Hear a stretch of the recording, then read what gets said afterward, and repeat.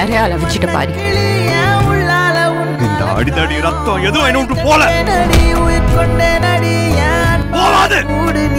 Summer வந்தாச்சு. What's your plan for this holiday? எங்க கிட்ட விட்டுருங்க, நாங்க பாத்துக்கிறோம். VGT Holidays. GT Holidays, South India's #1 travel brand. ஆதா நியூஸ் நேயர்களுக்கு வணக்கம். நான் கவி பாரதி. ஜம்மு மற்றும் காஷ்மீர் ஜம்பா பகுதிகளில் நேற்று இரவு பாகிஸ்தானில் இருக்கக்கூடிய பயங்கரவாதிகள் ஊடுருவிருக்காங்க. இது பாகிஸ்தானில் இருக்கக்கூடிய இராணுவ அதிகாரிகளுடைய உதவியோடு இவங்க ஊடுருவிருக்காங்கன்னு சொல்லப்படுது. இந்த ஊடுருவலை இந்திய இராணுவம் வெற்றிகரமாக முறியடிச்சு 8 பயங்கரவாதிகள் கொல்லப்பட்டிருக்கிறாங்க. இந்த ஊடுருவல் எப்படி நடந்துச்சுன்னு கொஞ்சம் டீட்டெயில்டாக பார்க்கலாம். வழக்கமாக என்ன நடக்கும் அப்படின்னா, பாகிஸ்தானில் இருக்கக்கூடிய பயங்கரவாதிகள் இந்திய எல்லை வழியாக ஊடுருவ முயற்சிப்பாங்க. அப்போது பாகிஸ்தான் எல்லையில் இருக்கக்கூடிய ரேஞ்சர்கள் எல்லாம் பயங்கரவாதிகள் ஊடுருவதற்கு எதிர் திசையில் துப்பாக்கி சூடு நடத்துவாங்க. இந்திய எல்லையில் இருக்கக்கூடிய ரேஞ்சர்கள்லாம் பாகிஸ்தான் ரேஞ்சர்கள் நடத்தக்கூடிய துப்பாக்கி சூட்டுக்கு பதில் தாக்குதல் பண்ணுவாங்க. அந்த சமயத்தில் இவங்களை அழகாக திசை திருப்பிட்டு அந்த பயங்கரவாதிகள்லாம் எல்லை வழியாக ஊடுருவி போயிடுவாங்க. இது பல காலமாக நடந்துக்கிட்டு இருக்கக்கூடிய ஒரு விஷயம். இந்த ஊடுருவலை தடுப்பதற்காக இந்தியா பல்வேறு கட்ட முயற்சிகளை மேற்கொண்டுட்டு வந்தாங்க. அதன் விளைவாக தான் ரேடார்கள் போன்ற கருவிகளின் மூலம் பயங்கரவாதிகள் ஊடுருவதை சென்ஸ் பண்ணி அலாரம் அடிக்கக்கூடிய ஒரு விஷயத்தை செட் பண்ணியிருந்தாங்க. அதன் மூலயமா தான் இந்த பயங்கரவாதிகளுடைய ஊடுருவலை கண்டுபிடிச்சிருக்கிறாங்க. கண்டுபிடிச்சு 8 பயங்கரவாதிகள் சுட்டு வீழ்த்தப்பட்டிருக்கிறாங்க. இந்த நிலையில தான் 2 நாட்களுக்கு முன்னாடி பாகிஸ்தானுடைய செய்தி தொடர்பு அமைச்சர் அப்துல்லா டரார் என்ன சொல்லியிருந்தாங்கன்னா, பாகிஸ்தானில் பயங்கரவாதிகளே இல்லை, நாங்கள் பயங்கரவாதிகளுக்கு சப்போர்ட் பண்ணல, பயங்கரவாதிகள் கூடாரங்கள் பாகிஸ்தானில் இருக்கிறதா இந்தியா கூறுறது முழுக்க முழுக்க போய் அப்படின்னு சொல்லியிருந்தாங்க. இவங்க பாகிஸ்தானில் இருக்கக்கூடிய பயங்கரவாதிகளுடைய கூடாரங்கள் மேலெல்லாம் தாக்குதல் நடத்தலை, அங்கே இருக்கக்கூடிய சிவிலியன்ஸ் மேலே, அதுவும் குறிப்பாக பெண்கள் மற்றும் குழந்தைகள் மீது தாக்குதல் நடத்திருக்கிறாங்க. பாகிஸ்தானில் பயங்கரவாத கூடாரங்களே இல்லை, அப்புறம் எப்படி இவங்க பாகிஸ்தானில் இருக்கக்கூடிய தீவிரவாதிகள் மீது தாக்குதல் நடத்த முடியும் அப்படிங்கிற மாதிரி சொல்லியிருந்தாரு.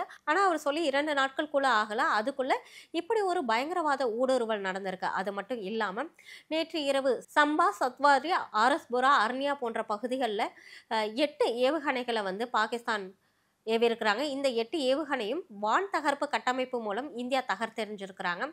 அது மட்டும் இல்லாமல் ஜம்மு, பாகல்கோட் மற்றும் உத்தமபூரில் இருக்கக்கூடிய இராணுவ தளங்களை நோக்கி பாகிஸ்தான் ஏவுகணை தாக்குதல் நடத்தினாங்க. இதையும் இந்தியா வெற்றிகரமாக தகர்த்தெறிஞ்சிட்டாங்க.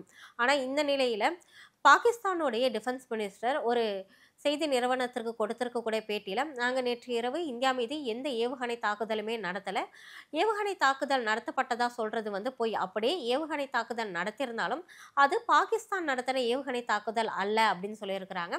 தாக்குதல் நடத்தியிருந்தால் அதை மறைக்க வேண்டிய அவசியமும் எங்களுக்கு இல்லை அப்படின்னு சொல்லியிருக்கிறாரு. இது போல் தொடர்ந்து பாகிஸ்தான் முன்னுக்கு பின்னான முரணான பல விஷயங்களை சொல்லிட்டு வராங்க. இதனால் போர் பதற்றமும் நாளுக்கு நாள் அதிகரித்து கொண்டே போகுது.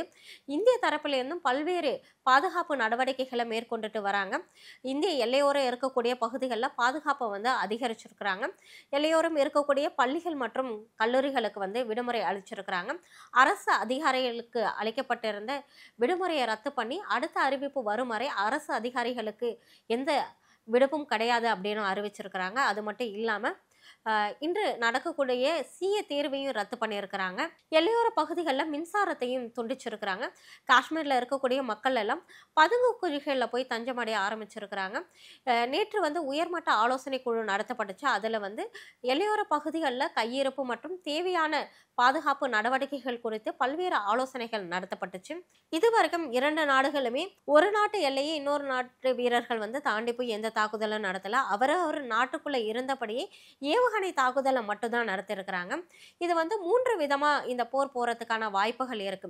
ஒன்று என்னன்னா, ஏவுகணை தாக்குதல் மட்டுமே 2 நாடுகளும் நடத்திட்டு 2 நாடுகளும் சமாதானத்திற்கு முன்வந்து இந்த போரை நிறுத்தக்கூடிய வாய்ப்பு இருக்குது.